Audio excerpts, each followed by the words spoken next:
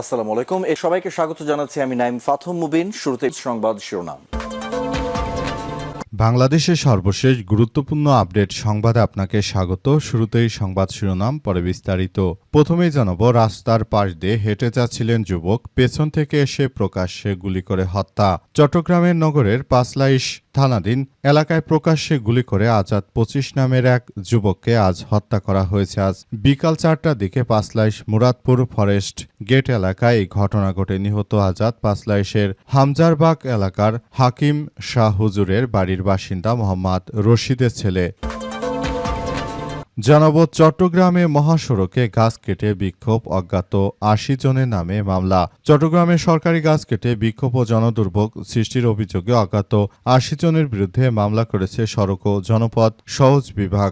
আজ সহজের এক কর্মকর্তা বাদী হয়ে মামলাটি দায়ের করেন। এই ঘটনায় এখন পর্যন্ত ২ জনকে গ্রেপ্তার করেছে পুলিশ, তবে তদন্তের সাথে তাদের পরিচয় এখনও প্রকাশ করা হয়নি।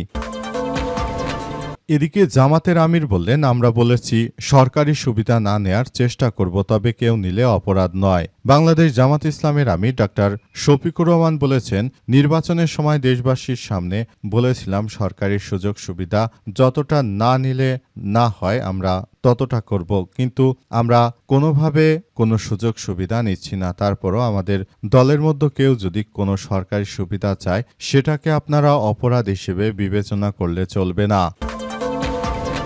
এরপর জানাবো, ওসি যোগদানের পর বেড়েছে চাঁদাবাজি, নিয়মিত মাসোয়ারা নেয় পুলিশ। নওগাঁ সদর উপজেলা তিলকপুর ইউনিয়নের ইকোরতারা গ্রামের বাসিন্দা ফ্রিল্যান্সার নাইম হোসেন গত ২২ জুন আকস্মিক তার বাড়িতে হাজির হন। সদর মডেল থানার সহকারী উপপরিদর্শক এএসআই জাকারিয়া হাত করা পরানো হয় নাইমকে। তার বিরুদ্ধে অর্থ পাচারের অভিযোগ আনা হয়। এরপর ১ লক্ষ টাকার বিনিময়ে তাকে ছেড়ে দেওয়ার জন্য বলা হয়। এরপর ওই ফ্রিল্যান্সারের অ্যাকাউন্ট থেকে ১ লক্ষ টাকার সমমূল্যের ডলার অন্যের অ্যাকাউন্টে ট্রান্সফার করে নেন ওই ওসি।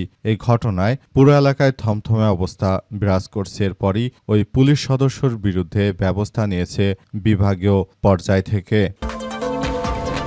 এবং সর্বশেষ জানাবো, ভারতে চলন্ত স্লিপার বাসে ভয়াবহ আগুন, নিহত ৮। রাজস্থানের দৌসা জেলার কাছে দিল্লি মুম্বাই এক্সপ্রেসওয়েতে আজ ২:৩০টার দিকে একটি স্লিপার বাসের সঙ্গে ট্রেলারের সংঘর্ষের পর আগুন লাগার ঘটনায় ৮ জন যাত্রী নিহত হয়েছে এবং আহত হয়েছে অন্তত ৩০ জন। প্রিয় দর্শক, এতক্ষণ শুনছিলেন সংবাদ শিরোনাম, এবারে বিস্তারিত। তবে তার আগে বন্ধুরা, অনুরোধ থাকবে এই সংবাদটিতে একটি লাইক দিন। এই চ্যানেলে আপনি নতুন হয়ে থাকলে আমাদের সংবাদটি দেখতে দেখতে চ্যানেলটি সাবস্ক্রাইব করে রাখুন। কমেন্ট করে বন্ধুরা আপনার মূল্যবান মতামত জানিয়ে দিন আপনি বিশ্বের কোন দেশ থেকে বা বাংলাদেশের কোন স্থান থেকে আমাদের সংবাদটি দেখছেন এবং শুনছেন। আর বন্ধুরা, সংবাদটি আপনার সোশ্যাল মিডিয়া ফেসবুকে শেয়ার করে বন্ধুদেরও দেখার সুযোগ করে দিন। আর বন্ধুরা, আজকের এই সংবাদ সম্পর্কে আপনার মূল্যবান মতামত কমেন্ট বক্সে কমেন্ট করে জানিয়ে দিন। গাজা যুদ্ধে আপনি যদি নিরীহ ফিলিস্তিনিদের ভালোবেসে থাকেন বন্ধুরা, কমেন্টে ইয়েস লিখে পুরো বিশ্ববাসীকে আমাদের এই সংবাদটি দেখার সুযোগ করে দিন। এবারে বিস্তারিত। ওসি যোগদানের পর বেড়েছে চাঁদাবাজি, নিয়মিত মাসোয়ারা নেয় পুলিশের সদস্যরা। নওগাঁর সদর উপজেলার তিলকপুর ইউনিয়নের ইকোরতারা গ্রামের বাসিন্দা ফ্রিল্যান্সার নাইম হোসেন ২২ জুন আকস্মিক তার বাড়িতে হাজির হন। সদর মডেল থানার সহকারী উপপরিদর্শক এএসআই জাকারিয়া হাত করা পরানো হয় নাইমকে। তার বিরুদ্ধে অর্থ পাচারের অভিযোগ আনা হয়। ভীতিকর এমন পরিস্থিতিতে ফেলে নাইমকে ছেড়ে দেওয়ার শর্তে এক পর্যায়ে শুরু হয় দেনদরবার। নাইমের ব্যবহৃত মোবাইল ফোন থেকে প্রায় ১ লক্ষ টাকা সমমূল্যের ডলার সেন্ড করে নেওয়া হয় আরেক ব্যক্তির অ্যাকাউন্টে। বিনিময়ে আপাতত ছেড়ে দেওয়া হয় ফ্রিল্যান্সারকে। সদর থানা পুলিশের পক্ষ থেকে দাবি করা হয় মাসিক মোটা অঙ্কের চাঁদা যা দিতে অক্ষম ছিলেন নাইম। নাম প্রকাশ না করা সত্ত্বে নওগাঁর সদর মডেল থানার এমন চাঁদাবাজির তথ্যগুলো প্রতিবেদককে জানাচ্ছিলেন ফ্রিল্যান্সার নাইমের ঘনিষ্ঠ একজন। তার ভাষ্য, সদর থানার বর্তমান ভারপ্রাপ্ত কর্মকর্তা ওসি আসাদুজ্জামান টাকা ছাড়া কিছুই বোঝেন না। টাকার নেশায় উন্মাদ হয়ে সহকারী উপপরিদর্শক বা এএসআই জাকারিয়াকে দিয়ে তিনি এই কাজ করিয়েছেন। পরে বিষয়টি পুলিশ সুপারের কানে গেলে ওসিকে সেফ জোনে রেখে এএসআই জাকারিয়াকে সাময়িক বরখাস্ত করা হয়েছে। গত 22শে সেপ্টেম্বর নওগাঁ সদর মডেল থানার ওসি হিসেবে যোগদান করেন মোহাম্মদ আসাদুজ্জামান। থানার অধীনে রয়েছে ভীমপুর পুলিশ তদন্ত কেন্দ্র এবং শহরের কালীতলা পুলিশ ফাঁড়ি। অভিযোগ রয়েছে আসাদুজ্জামান ওসি হিসেবে যোগদানের পর তার অধীনে 2টি ইউনিট কাজ করে এবং প্রতিটি ইউনিটে তিনি মূলত এক ত্রাসের রাজত্ব কায়েম করে চলেছেন। তাই এই বিষয়গুলো খুবই গুরুত্ব সহকারে দেখা হচ্ছে, যাতে করে ভবিষ্যতে আর এই ধরনের কোনো ঘটনা কেউ ঘটাতে না পারে। সেই ব্যাপারগুলো আসলে খুবই গুরুত্ব সহকারে দেখভাল করতে হচ্ছে। আসলে মূল বিষয়গুলো তারা মোট কথা চাঁদাবাজি করছে সেটি প্রকাশ্যে এসেছে। চট্টগ্রাম মহাসড়কে গাছ কেটে বিক্ষোভ, অজ্ঞাত 80 জনের নামে মামলা করা হয়েছে। বিএনপির সন্ত্রাসী আসলাম চৌধুরীর মনোনয়ন বাতিল করে দেওয়ার পর তার এমপিত্ব পদ বাতিল করে দেওয়ার পর চট্টগ্রামে বিএনপির সন্ত্রাসীরা মাঠে নেমে তারা পুরো ঢাকা চট্টগ্রাম মহাসড়কের বিভিন্ন জায়গায় সরকারি বড় বড় গাছ কেটে তারপর তারা সন্ত্রাসী কার্যক্রম চালিয়েছিল। অবস্থায় এদের বিরুদ্ধে আজ সজের কর্মকর্তা মামলা দায়ের করেছে। অন্তত 80 জনের নাম উল্লেখ করে এই মামলা করা হয়েছে। এদের মধ্যে 2 জনকে গ্রেপ্তার করা হয়েছে, আর বাকিদের গ্রেপ্তার করা হবে। তবে গ্রেপ্তারকৃত 2 জনের নাম এখনো প্রকাশ করা হয়নি, যাতে করে পুলিশের সদস্যদের এই মামলায় আটক করতে সহজ হয়। মূলত বিষয়গুলো খুবই বিরক্তিকর এক কার্যক্রম হিসেবে গড়ে তোলা হচ্ছে। আসলে বিএনপি নেতা আসলাম হাজার হাজার কোটি টাকা ব্যাংক থেকে নিয়ে আবার নির্বাচনে দাঁড়িয়ে মূলত তিনি যে ধরনের কার্যক্রম শুরু করতে চেয়েছিলেন তিনি সেটি আর করতে পারেননি, কারণ আদালতের পক্ষ থেকে তার মতো এত বড় একজন ঋণখেলাপি কিভাবে এমপি হয় সে বিষয়টি বাতিল করে দেওয়া হয়েছে। এই ঘটনায় আসলে এখন আসলাম চৌধুরীর এমপির পদ বাতিল হয়ে যাওয়ার পর তার ভাড়াটে সন্ত্রাসীরা ঢাকা চট্টগ্রাম মহাসড়কের উক্ত মহাসড়কটি অবরোধ করে এবং সেখানে গাছ কেটে বিক্ষোভ করতে থাকে।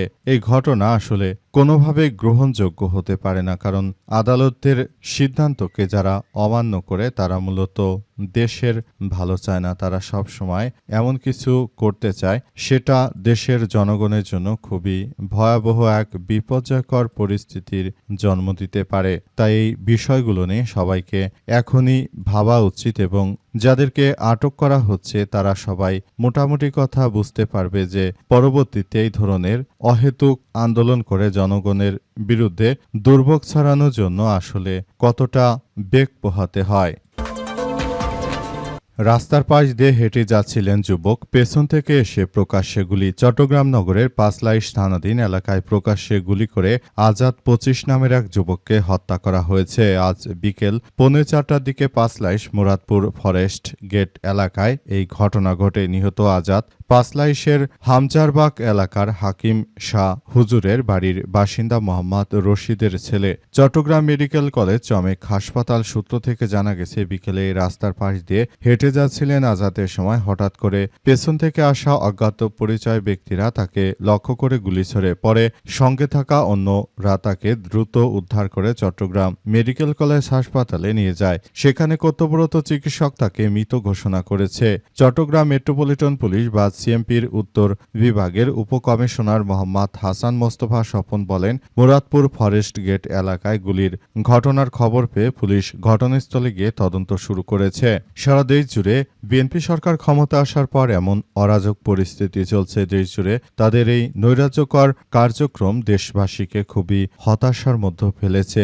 সবাই মনে করেছিল যে অন্তর্বর্তীকালীন সরকারের মাঠে কোনো ভিত্তি নেই, তাই অন্তর্বর্তীকালীন সরকার যখন পদত্যাগ করবে তখন হয়তো দেশে শান্তি শৃঙ্খলা ফেরত আসবে। কিন্তু এখন দেখা গেল পুরো উল্টো বিষয়। পুরো বিষয়গুলো আসলে দেখা যাচ্ছে যে এই মুহূর্তে আসলে কার্যক্রম সম্পূর্ণ উল্টে গেছে।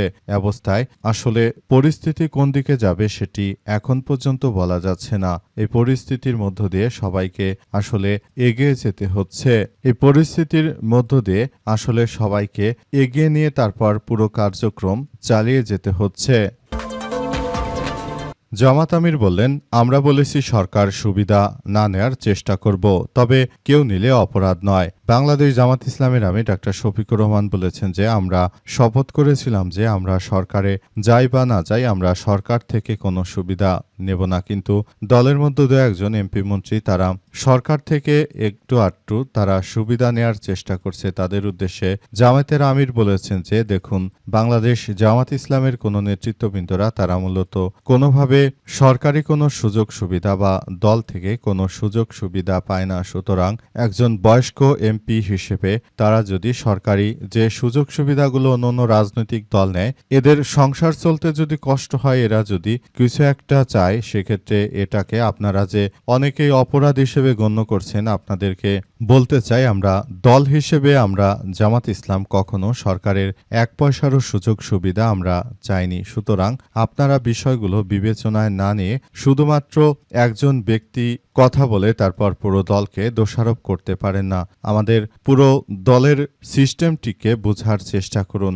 সেখানে কোনো চাঁদাবাজি নেই, কোনো রাহাজানি নেই, কোনো সন্ত্রাসী অরাজক পরিস্থিতি কোনো কিছু নেই। তারপরেও তেইচুরে যে ধরনের কার্যক্রম চলমান রয়েছে, আসলে সেটি সবার জন্য খুবই দুঃখজনক এক ব্যাপার হয়ে দাঁড়িয়েছে। তাই সবাইকে বলতে চাই, আপনারা যার যার জায়গা থেকে এই পরিস্থিতিতে সবাই যার যার জায়গা থেকে যদি পরিবর্তন না হন, তাহলে ভবিষ্যতে আপনাদের সবাইকে আমরা বিষয়গুলো নিয়ে জবাবদিহিতার আওতায় নিয়ে আসব বলে জানান বাংলাদেশ জামাত ইসলামের আমি ডাক্তার শফিকুর রহমান।